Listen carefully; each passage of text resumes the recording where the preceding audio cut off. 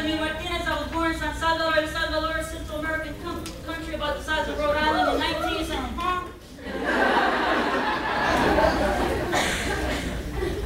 I was born in the midst of a civil war. Actually, I was 5 years old when the war actually hit my family. My family was split in the Civil War.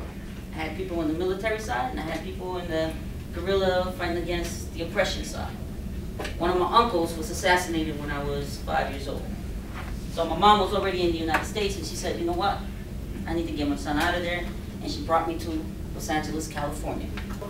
When I went to Canoga Park, California, I went basically from El Salvador, all Salvadorians, to a town that was all Mexican. And that is really something that I then, as a 7-year-old, didn't understand what the difference was. But there's a major difference. Mexicans don't like Salvadorians. I don't know if too many people knew that. I didn't know that. I just thought, somebody looked brown, they spoke Spanish, they were cool with me. So, the first week of school was cool, the second week of school was cool, the third week of school was cool. And then somebody got a wind that I was Salvadorian and I couldn't speak English. I don't know a word of English. I don't even know how to cuss a person out in English yet. Right? Like, I don't even know what the F word means, I don't know none of that stuff. So guys that I thought were my friends would be in the back and be like, hey, I gotta jump Gerson at 3 o'clock. And I'd be like, yeah. And they'd be like, Edson, 3 o'clock. And I'd be like, cool, we're gonna play soccer. Because I hadn't played soccer because in El Salvador, that's all I did. And they told me, oh, what's up? So 3 o'clock, I'm counting the seconds like, oh man, it's almost 3 o'clock, it's almost 3 o'clock. Finally 3 o'clock hits, I'm the first one out the door, right? And I'm standing in the door, they come out and I'm like, yo, where's the soccer ball? And they're like, nah, I don't have a soccer ball. And they're like, well, come here.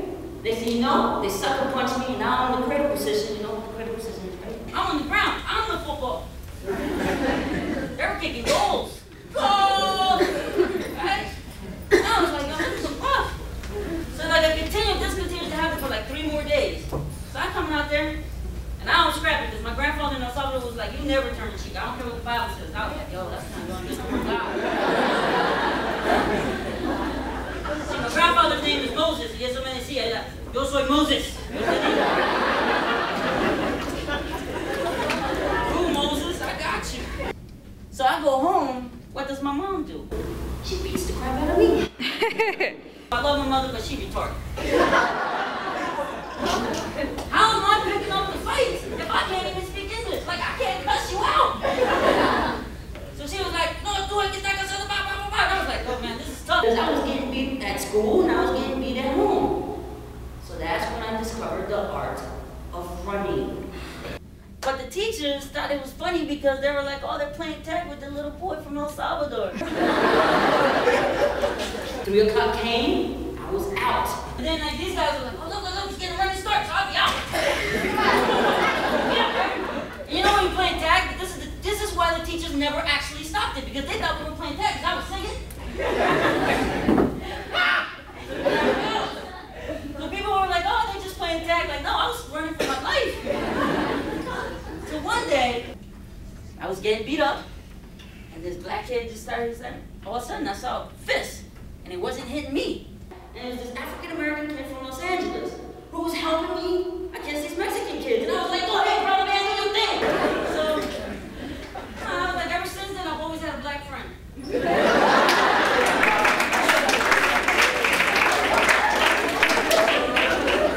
But here I was, in California, fighting for my life when I was escaping from a civil war. Went to 6th grade. 6th grade, I got stabbed. I realized then that I lived around gangs. I didn't even realize after I got to junior high that I lived in the most infested gang area in the world. Like 100,000 gang members, 30,000 gangs, and apparently all of them went to my junior high. I had Buddy Hunter Bloods, Great Street Crips, I had Early 60th Street Crips, Canoga Park, Alabama, which was the town I lived in, Harpies, 18th Street. There were so many gangs, even the teachers had gangs. The math teachers had the obtuse thing. What is that? Yeah, don't put that grammar and set this stuff here. I got you. Then you had me, who was involved in none of that, except that this blood happened to like the fact that I played basketball and passed him the ball all the time. Now that was the biggest blood I've ever seen in my life. I don't know if it was because he was 20 years old in 6th grade. But he said, as long as you play basketball with me at lunch, nobody's gonna bother you. And I was like, cool. But then there was a race riot. Latinos and blacks in Los Angeles, they don't get along because it's this whole hierarchy thing. And I saw two of my friends fighting each other. Now, for some reason, it went into my head like, this can't happen. I can't see two of my friends fighting over silliness. So I tried to get my way through the crowd. And there's riot. I mean, there's people fighting and throwing punches. Teachers are throwing protractors. I'm getting through the whole melee of things, and I get right in between the two of them. And now this is very stereotypical because the guy who pulled out the knife happened to be Mexican. The essay starts and slashes, and I step right in between the baskets, and I'm like, oh, no, you didn't. My Dodger shirt, yo. And he was like, yo, Gerson, you're bleeding. Like, then I got all dramatic, like, I'm out. Oh my God, I'm gonna die! I see the light! Right? So now these guys are carrying me to the nurse's office. So I went to the nurse's office, the guy that stabbed me, the guy that was supposed to get stabbed, and the guy that got stabbed. So I'm sitting there, and like, the nurse says, what happened? He got stabbed. Who did it? I don't know. So I'm in there, and she's pouring iron, and I swear, I thought I was gonna die. Because it was like just pain upon pain. Like I didn't even feel the cut, I just felt the iron. I was like, oh, this is terrible. I'm like, I hate you guys. Meanwhile, I'm sitting there, these two guys are sitting there, Harpy Street Gangster and Grape Street Crip is sitting there, and he's like, Dad, cuz, you stabbed Gerson. Charlie Holmes, I was trying to stab you, Holmes. He's like, yeah, I know. How'd you stab anyway? He's like, well, I kind of went like this, and then I went that, and he was like, oh man, you should went around. And I'm thinking, I'm listening to these idiots like, they're actually talking about how they could have stabbed each other. Meanwhile, I'm here dying. Never again did these guys ever get in a fight. So I maneuvered myself through junior high, and went all the way to 9th grade, about 8th grade. Here's where another black man comes into play. I'm sitting there, selling my nicks and dimes. You guys know what nicks and dimes are, right?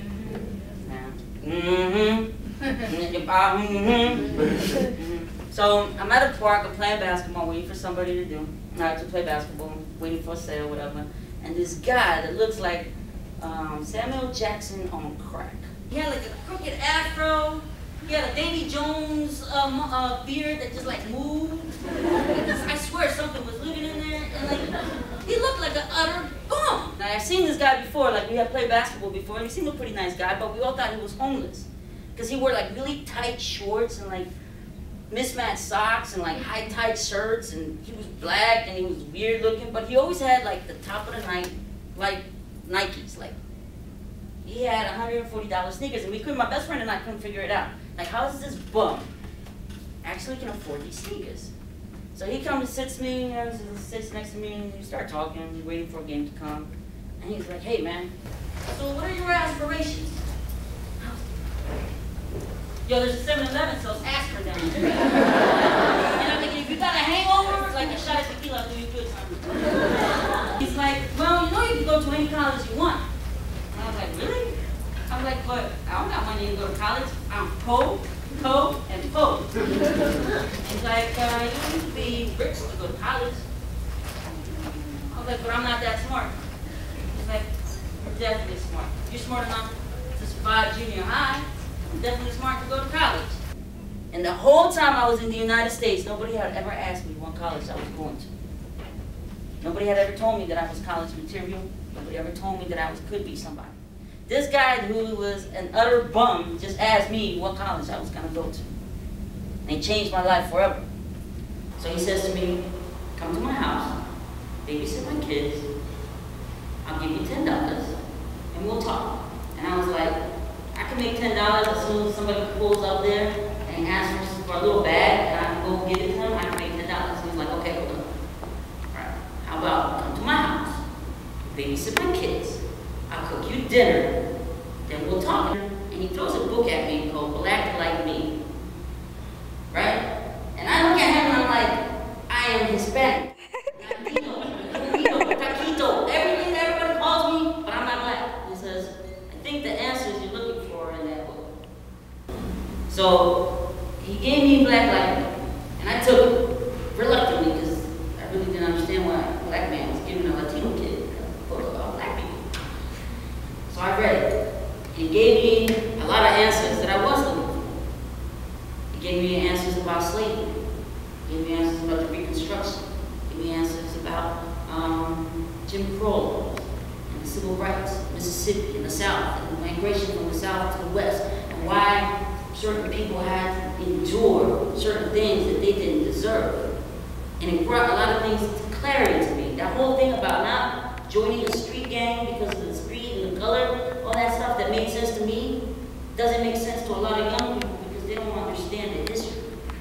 They don't understand our own history.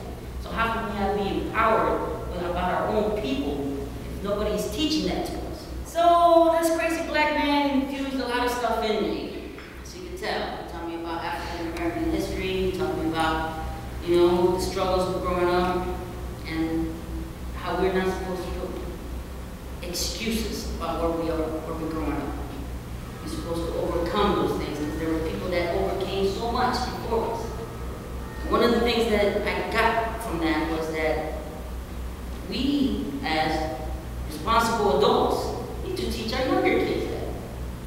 So I'm posing a challenge that hopefully if Gannon University next year brings me back and, you know, makes me do something of this, that you here in this room have more students from the surrounding areas or from the high schools and bring them here and let them know that there's higher education available for them.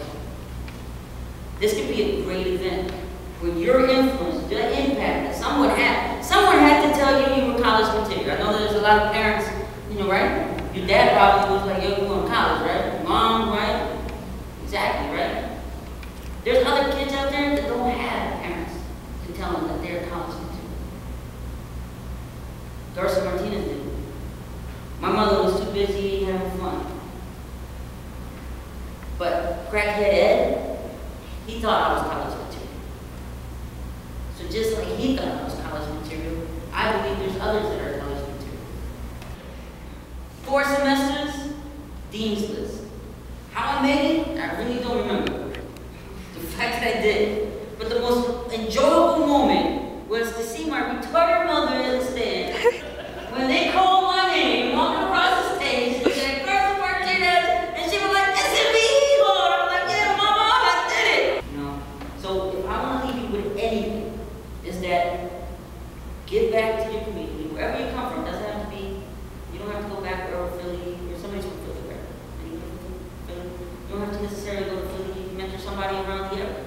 You can tell or teach somebody that college is the place to be. And teach them about the heroes that we are.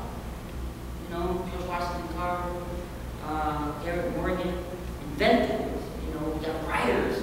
We have all kinds of people that we could look up to that can infuse some type of empowerment into the life of a little child. And that's all we need.